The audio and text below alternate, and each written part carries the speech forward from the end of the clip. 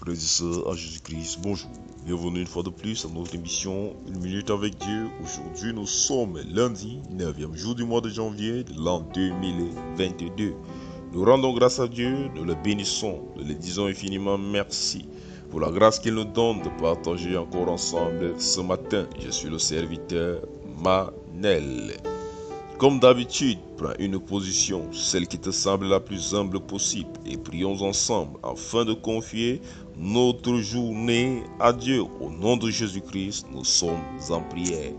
Dieu très haut, Dieu d'amour, Dieu de bonté, Dieu magnifique, Dieu créateur du ciel et de la terre, seul vrai et unique Dieu, nous venons devant ta face dans le nom puissant et souverain du Seigneur Jésus-Christ. Nous te bénissons, nous te rendons grâce du souffle de vie que tu nous accordes encore ce matin. Et Père éternel, nous venons te charger à tes pieds, déposer nos fardeaux. Nous venons, Seigneur, nous te confier cette journée, te confier cette semaine, te confier cette année. Merci mon Dieu parce que tu nous prends entre tes mains, car tu as dit tu ne repousses point celui qui vient à toi. Seigneur, notre souhait, notre vœu le plus cher, c'est que tu viennes dans notre vie et que tu prennes la première place. Seigneur, merci parce que tu nous bénis, tu nous sanctifies et tu nous remplis de ton Saint-Esprit. Éternel, nous prions également afin que tu te révèles tout au long de cette année d'une multitude, Seigneur de Dieu puissant, qui ne te connaissent pas encore. Éternel, nous prions afin que tu fortifies, tu solidifies ton Église. Nous prions afin que, Seigneur, Dieu Tout-Puissant, Père éternel, tous ceux qui sont dans le manque, tous ceux qui sont dans le besoin, Père, que tu soutiennes chacun d'eux en le nom de Jésus-Christ. Père, merci pour la victoire que tu nous donnes par ton sacrifice à la croix et nous prions afin que nous soyons lavés, que ce sang soit versé sur nous de manière continuelle, de manière à ce que nous dominions sur toute puissance impure, nous dominions sur toute attaque de l'ennemi, que tout ce que le monde des ténèbres fait contre nous soit nul et sans effet dans le nom de Jésus-Christ. Merci mon Dieu, merci mon roi, parce que cela est accompli dans le nom de Jésus-Christ. Nous t'avons prié. Amen. Nous sommes arrivés à la deuxième partie de notre émission. Il s'agit de celle de l'enseignement et je tiens encore à le préciser. Lorsque nous étudions un livre, il est important pour toi que tu écoutes tout l'enseignement. Il est encore plus important pour toi que tu lises le livre lorsque tu as du temps, de trouver suffisamment du temps pour lire les livres tout entiers, pour lire les chapitres tout entiers. Parce qu'au courant de cette émission, nous ne pouvons pas lire les chapitres tout entiers, mais nous lisons les versets selon qu'on nous inspire l'Esprit de Dieu. Et nous sommes dans le livre de Marc. Aujourd'hui, nous sommes dans le livre de Marc et nous sommes au chapitre 4. Je voudrais que nous commencions à lire à partir du verset 31 au verset 35. Il est écrit: Souvent sa mère et ses frères, qui se tenant dehors, l'envoyaient l'appeler. La foule était assise autour de lui et on lui dit: Voici ta mère et tes frères sont dehors et te demandent. Et il répondit: Qui est ma mère et qui sont mes frères? Puis, jetant les regards sur ceux qui étaient assis tout autour de lui, voici, dit-il, ma mère et mes frères. Voici, dit-il, ma mère et mes frères. Car quiconque fait la volonté de Dieu, celui-là est mon frère, ma soeur et ma mère.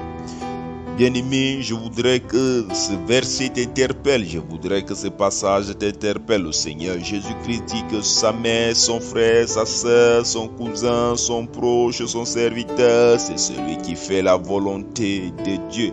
Je voudrais interpeller encore ici des personnes qui croient que faire la volonté de Dieu, c'est juste parler de bouche. Être frère de Dieu, être serviteur de Dieu, c'est appartenir à un groupe religieux ou c'est appartenir à une église. Il y a des personnes qui se disent que parce que tu es pasteur, parce que tu es femme de pasteur, parce que tu chantes à l'église, parce que tu fais telle ou telle chose, tu es enfant de Dieu, forcément tu es frère ou sœur de Jésus-Christ.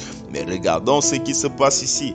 Le Seigneur Jésus-Christ fait comprendre que ce n'est pas le fait de l'appeler. Ce n'est pas parce que son père ou sa mère, ce n'est pas parce que Marie ou ses frères l'appelaient qu'ils sont devenus son frère de Dieu. Ce n'est pas également parce que toi tu appelles le Seigneur Jésus-Christ que tu es enfant de Dieu, que tu es déjà enfant de Dieu. Mais tu es enfant de Dieu et cela se vérifie lorsque tu fais la volonté de Dieu. Ce que je veux dire ici, ce n'est pas qu'il ne faut pas appeler le Seigneur Jésus-Christ, mais c'est que lorsque tu l'invites dans ta vie, lorsque tu appelles et que tu demandes qu'il prenne contrôle, que tu t'abandonnes à lui, que le Saint-Esprit vienne dans ta vie, commence à agir, il est important pour toi de souvent faire un check-up, de souvent faire un feedback, de souvent regarder ta vie, une rétrospection, de regarder à quel niveau tu te trouves. Car lorsque le Saint-Esprit est en toi et lorsque tu es devenu réel enfant de Dieu, automatiquement, il y a plusieurs choses qui doivent changer dans ta vie. Une vie de sanctification devient une logique. Tu commences à vouloir vivre une vie de sanctification dans laquelle tu te plonges et tu fais l'œuvre de Dieu. Tu vis l'amour, tu vis la charité, tu vis la paix, tu vis la joie. Il n'est pas question que tu dises que tu es devenu enfant de Dieu, mais c'est toujours toi qui vis la haine, c'est toujours toi qui vis les jalousies, c'est toujours toi qui vis les querelles, c'est toujours toi qui vis toutes sortes d'ignominies. Si tu es encore en train de vivre cette chose, cela doit t'interpeller, cela doit te montrer qu'il y a quelque chose qui ne va pas. Peut-être tu n'as réellement pas encore reçu l'Esprit de Dieu, ou encore c'est juste que tu ne donnes pas suffisamment la place à l'Esprit de Dieu dans ton cœur afin qu'il te conduise, afin qu'il vive. Il y a des personnes qui disent qu'ils ont donné leur vie à Christ. Il y a des personnes qui disent qu'ils ont donné leur vie à Christ, mais dans leur quartier, dans leur secteur, ce sont des personnes à problème qui ont des problèmes avec tout le monde. Et le comble dans tout ça, c'est que ces personnes le plus souvent se disent que c'est d'autres qui sont des démons et que c'est à cause de ça qu'ils ont des problèmes avec eux. La Bible nous dit que nous sommes la lumière, que nous sommes les êtres de paix. Le Seigneur Jésus-Christ, lorsqu'il vivait, il pouvait avoir des querelles avec tout le monde parce que tout le monde l'envoyait des mauvais mots, tout le monde le disait des mauvaises paroles, mais tout au contraire, il avait toujours des paroles d'amour. Ça doit également être le cas pour toi. Lorsque nous vivons dans cette société, la Bible nous dit que nous sommes le sel, nous sommes la lumière. C'est nous qui devons montrer le chemin à suivre. C'est nous qui devons montrer le comportement que l'homme doit avoir, la façon dont nous devons vivre en société. Alors cela doit être pour toi un barycentre, cela doit être pour toi quelque chose ou un endroit auquel tu te places pour regarder quelle est la place que j'occupe. Est-ce que je suis encore enfant de Dieu? Est-ce que je suis déjà enfant de Dieu?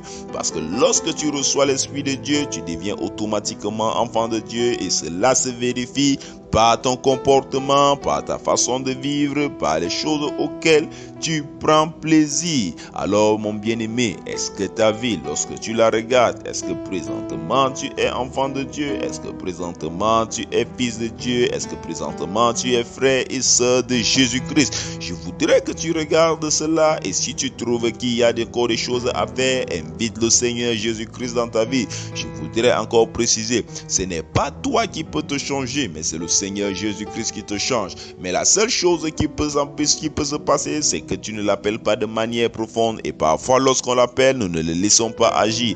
Il y a des choses qui peuvent changer en un jour et il y a des choses qui vont prendre du temps, il y a des choses qui doivent prendre du temps.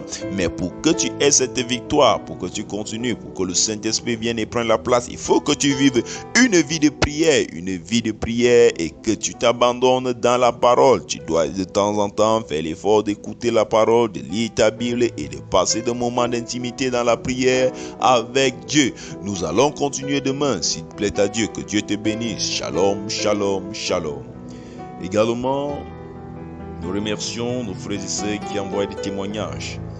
Nous voulons également que toi, si tu as reçu un témoignage, si tu as un témoignage, si tu vois ta vie, ta relation avec Dieu, ta connaissance de Dieu, ton amour envers Dieu changer depuis que tu écoutes cette émission, envoie ton témoignage. Si tu as reçu une guérison, si tu as reçu une manifestation particulière, une visitation, il faut également envoyer ton témoignage. Pendant que tu es en train de le faire, tu participes à l'avancement de l'œuvre de Dieu et tu es en train d'aider une autre personne qui se trouve dans ta situation. Et également, lorsque tu reçois cette émission, fais l'effort de partager, car il y en a eu personne, il y a une personne quelque part qui a besoin de cette parole pour retrouver la vie. Et pendant que tu le fais également, tu es en train de participer à l'œuvre de Dieu.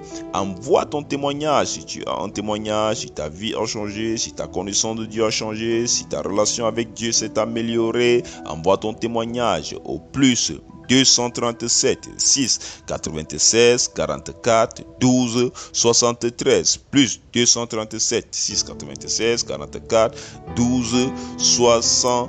Acte 13. Et également, si tu veux donner ta vie à Christ, tu peux également nous contacter à ce niveau. Que Dieu te bénisse. À demain si plaît à Dieu. Shalom, shalom, shalom.